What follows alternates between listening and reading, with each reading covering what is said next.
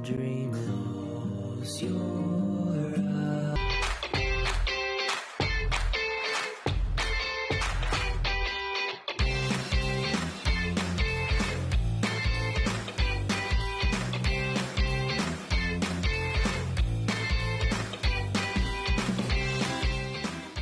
We first introduced you to Piglet, the deaf-blind pink puppy, a few years ago. His owner, Melissa Shapiro, is a veterinarian. She adopted Piglet from a hoarding situation, helped him adapt to life with all of her other pets, and from there, he became an internet sensation, teaching lessons about kindness, tolerance, acceptance, and advocating for others with disabilities. Melissa Shapiro has a new kids book out called Piglet Comes Home, How a Deaf-Blind Pink Puppy Found His Family. She and Piglet will be in town this weekend in Naperville, and she joins us now with Piglet. Well, thanks for being with us. Thank you for having us. Oh, Both of us. So you're a veterinarian, and I'm sure you're used to seeing all kinds of different animals.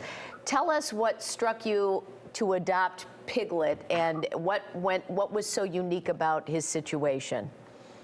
Well, we were fostering Piglet. He came from a hoarding situation in Georgia.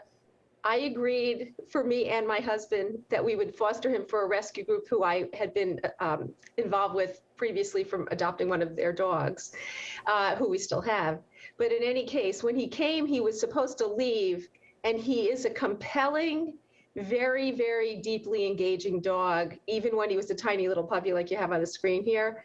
And as much as we tried, there was really no letting him go. He's determined, and he's smart, and he just wanted to be part of everything, and we were there to help him, and it was very rewarding. It has been, but it's been quite a road. He's just adorable. Now, as far as you know, is he the only dog like him in the world?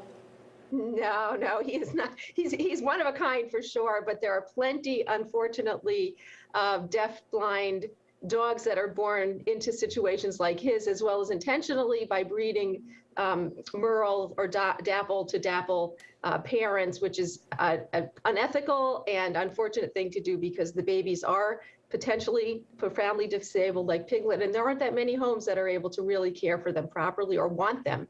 So no, he's not unique, but he is in his own way. Well, I'm seeing, and obviously, I'm assuming the other senses are heightened just like it would be for a person. I'm sure physical touch is big with Piglet, but I see that he's very active too. So how did you train him when he can't, see or hear?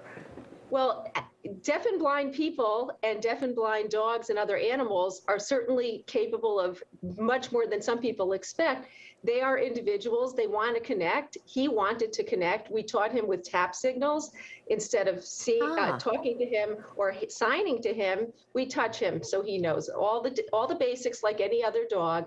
He was very willing to learn, and once he realized that I was going to be tapping him to give him some communication, he caught on very quickly, and he really responded very well. He enjoys that. He wants to be engaged. He wants to be part of his world. So we did that. We certainly bonded with him. As you can tell, he likes to be held. Our other dogs helped him to integrate into our household.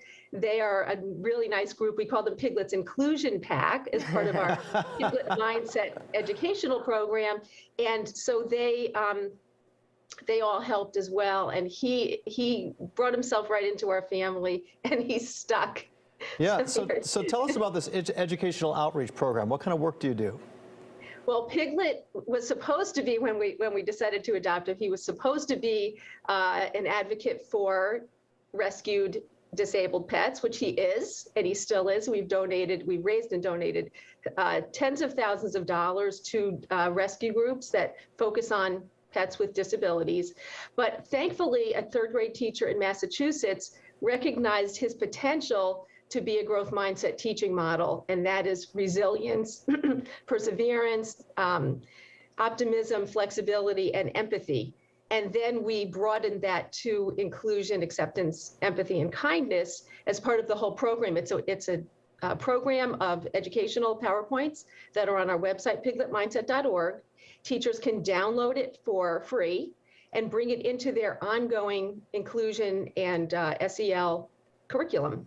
So he is very popular. Teachers that use him and our program bring a very, very exciting, engaging, disarming program into their classroom. The kids love it. They learn. It's impactful. They change their attitude towards friends and peers that have issues, or when they have issues, they are reached out to by their And now their he's got a friends and book. peers. Yes, and now he has a book right here. Isn't that great? Piglet, He has it's two just, books. He is the, wait, let me show the whole thing. there we Yep, go. Look at that cover. It looks fantastic. Well, you can meet Piglet and Melissa Shapiro. It's in person this Sunday. That's July 2nd at 2 p.m. at Anderson's Books in I think it's Naperville. July 3rd. Oh, excuse me. July 3rd there, Anderson Books in Naperville. There is the social media handles there. Thank you so much to you both for joining us this morning. We really appreciate it and wish you the best. Thank you for having us. Thanks so much. Have a great day. You too. Thank you.